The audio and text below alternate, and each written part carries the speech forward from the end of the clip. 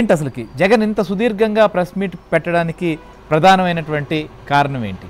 So ఇందులో అనేక అంశాలు కూడా మాట్లాడారు. సో ఇంత సుదీర్ఘంగా ఇన్ని రోజుల తర్వాత టీటీడీ అంశాలపైన కూడా రియాక్ట్ అయ్యాడు. ఏంటి అసలుకి ఇప్పుడు ఇంత 2 గంటల 40 నిమిషాలు బహుశా మీరు ఇంకా కరెక్ట్గా ఫాలో అయ్యి ఉంటారు.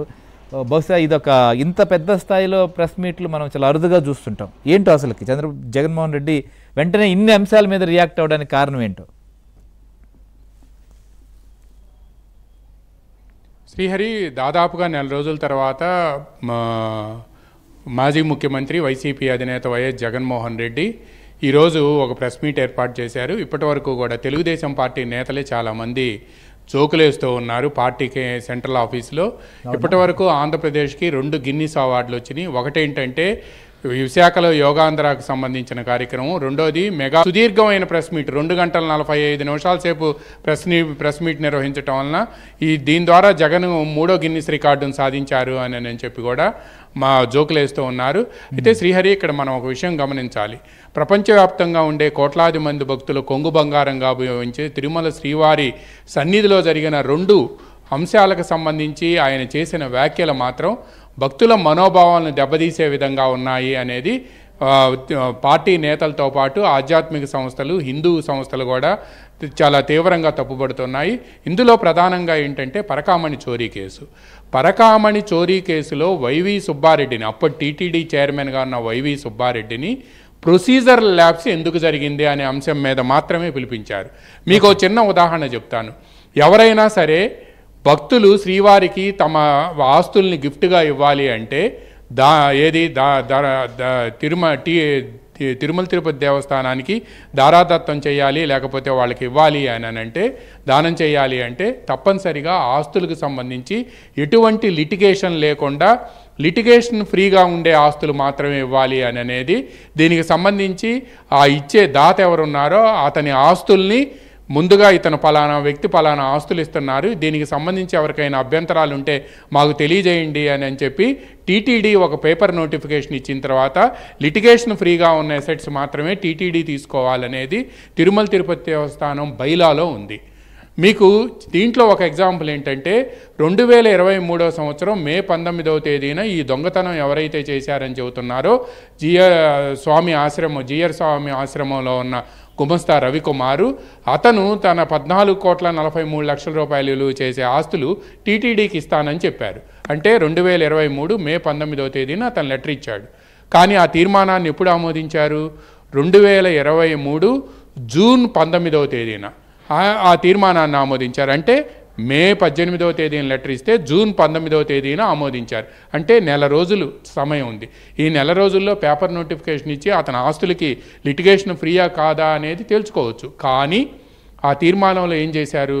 ఈ ఆస్తులు మేము పేపర్ నోటిఫికేషన్ ఇవ్వడానికి టైం చాలలేదు కాబట్టి ఈ తీర్మానాన్ని స్పెషల్ కేసుగా భావించి తీర్మానాన్ని ఆమోదించాలని, భవిష్యత్తులో ఇటువంటి తీర్మానాలు మేము తీసుకురాము, ఏదైతే టీటీడీ నిబంధనలు ఉన్నాయో ఆ నిబంధనల మేరకు నోటిఫికేషన్ ఇస్తాము, దీన్ని ఆమోదించాలని రిక్వెస్ట్ చేసిన డాక్యుమెంట్లు భానుప్రకాష్ రెడ్డి, టీటీడీ బోర్డు సభ్యుడు ఎవరైతే ఉన్నారో, పరకామణి కుంభకోణం మీద మొదటి నుంచి ఎవరైతే బయటికి తీసుకొచ్చారో ఆ టీటీడీ బోర్డు సభ్యుడు బీజేపీ నేత భానుప్రకాష్ రెడ్డి తిరుపతిలో డాక్యుమెంట్లు రిలీజ్ చేశారు. అప్పుడు టీటీడీ చైర్మన్గా ఉన్న వైవి సుబ్బారెడ్డి దీన్ని ఎందుకు ఆమోదించారనేదే ప్రధానమైన ప్రశ్న. సిఐడి కూడా దీనికి సంబంధించి ఆయన్ని విచారించింది. ఈ విషయం నాకు తెలియదు అని ఆయన చెప్పారు. ఇక రెండో విషయం ఏంటంటే, ఎవరైనా సరే దొంగతనం చేస్తే దొంగతనం చేసినప్పుడు అతన్ని దొంగగానే ట్రీట్ చేస్తారు. క్రిమినల్ కేసు నమోదవుతుంది. నేను దొంగతనం చేశాను, ఆ డబ్బులు తిరిగిస్తానంటే దొంగతనం కేసు పోదు, అది రాజీ చేసుకోవటానికి వీలు లేదు.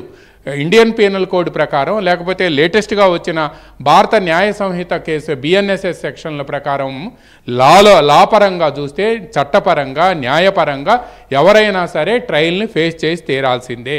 అది చిన్న దొంగతనమా పెద్ద దొంగతనమా, ₹1 2 కోట్ల రూపాయల, లేకపోతే భానుప్రకాష్ రెడ్డి గారు చెప్పినట్టు ఎన్నో రోజుల నుంచి జరుగుతుంది, కోట్ల రూపాయలు దోచుకున్నాడని చెప్తున్నారు. సరే, దానికి సాక్ష్యాలు అవన్నీ కూడా తర్వాత చూద్దాం. కానీ దొంగతనం అనేది దొంగతనమే. అది ఐపీసీ ఇండియన్ పీనల్ కోడ్ ప్రకారం ఎవరైతే దొంగతనం చేశారో దొంగతనం చేసిన వ్యక్తిని ట్రయల్ ఫేస్ చేయాల్సిందే.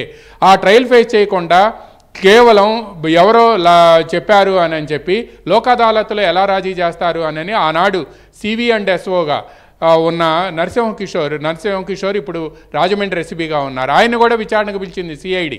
అంటే ఇది ఎగనెస్ట్ టు ది రూల్స్ జరిగింది అనేది హైకోర్టు, ఆంధ్రప్రదేశ్ హైకోర్టు స్వతహాగా అభిప్రాయపడింది. దీనిపై సిఐడి విచారణ చేయమంది, రవికుమార్ ఆస్తులకు సంబంధించి ఏసీబీ విచారణ చేయమంది. అంటే ఈ కేసులకు సంబంధించి దీంతో పాటు కల్తీ నెయ్యి. శ్రీహరి, ఇక్కడ మనం ఒక విషయం గుర్తుపెట్టుకోవాలి. కల్తీ నెయ్యి మీద ప్రచారాన్ని అడ్డుకట్ట వేయాలని వైవి సుబ్బారెడ్డి సుప్రీంకోర్టుకి వెళ్తే సుప్రీంకోర్టు సిబిఐ డైరెక్టర్ నేతృత్వంలో ఉన్న సిట్టు బృందాన్ని నియమించింది. ఇప్పటికీ ఛార్జ్షీట్లు దాఖలు చేసి పలువురిని అరెస్ట్ చేశారు. ఈ అరెస్ట్ చేసిన కేసులో ఏదైనా సరే అక్కడ ఛార్జ్షీట్ దాఖలు చేయాలన్నా, ఎవరినన్నా అరెస్ట్ చేయాలన్నా, ఎవరినైనా విచారించాలన్నా, one of the premier investigating agency in the country CBI నేతృత్వంలో ఉన్న సిబిఐ డైరెక్టర్ అప్రూవ్ చేస్తేనే ఇక్కడుండే గోపీనాథ్ జెట్ కానీ, లేకపోతే సర్వశ్రేష్ఠ త్రిపాఠి గుంటూరు రేంజ్ ఐజీ కానీ, వీళ్ళు ఎవరైనా సరే దాన్ని ఆమోదం తీసుకున్న తర్వాతనే చేయాల్సి ఉంది. మీరే చెబుతున్నారు సిబిఐ చాలా ప్రీమియర్ ఇన్వెస్టిగేటింగ్ ఏజెన్సీ అని. అటువంటి సిబిఐ నేతృత్వంలో జరుగుతూ 2 ఛార్జ్షీట్లు వేయటంతో పాటు కల్తీ నెయ్యి జరిగింది, ఇది కుంభకోణం జరిగింది, ఇది 100% కరెక్టు, భక్తుల మనోభావాలు దెబ్బతిన్నాయి అనేది సిబిఐ డైరెక్ట్గా ధృవీకరించింది.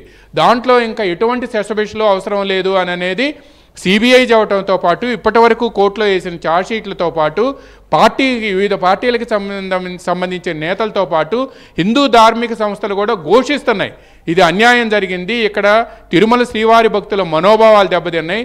ఆ వైసీపీ ప్రభుత్వ హయాంలో చివరికి తరిగొండ వెంగమాంబ సత్రంలో చేసే అన్నదానంలో కూడా క్వాలిటీ లేదు అని చెప్పారు. వాళ్ళ పార్టీకి సంబంధించిన సీనియర్ నేత అంబటి రాంబాబు ఇప్పుడు చాలా బాగుంది భోజనం అని చెప్పి ఆయన వీడియో పెట్టారు. అంతేకాదు ఏది కూటమి ప్రభుత్వం వచ్చిన తర్వాత లడ్డూలో నాణ్యత పెరిగిందని భక్తులే స్వయంగా చెబుతూ ఉన్నారు. వాళ్ళు ఉన్నప్పుడు వైసీపీ ప్రభుత్వ పాలనలో లడ్డూ గట్టిపడిపోతుంది, పగిలిపోతుంది, ఇది అసలు పనికిరాదు, వాసన రావడం లేదు అని చెప్తున్నారు. అటువంటి పరమ పవిత్రంగా భావించే శ్రీవారి ప్రసాదం ఇప్పుడు నాణ్యత పెరిగింది అని అందరు చెప్తున్నారు. అటువంటప్పుడు కల్తీ నెయ్యి కుంభకోణం అనేది అసలు జరగలేదు. లేకపోతే బోలేబాబా డైరీకి మీరే అనుమతి ఇచ్చారు, తక్కువగా ఇస్తే మంచిదే కదా, ఆ తక్కువగా ఇవ్వటంలోనే అసలు మతలబు జరిగింది.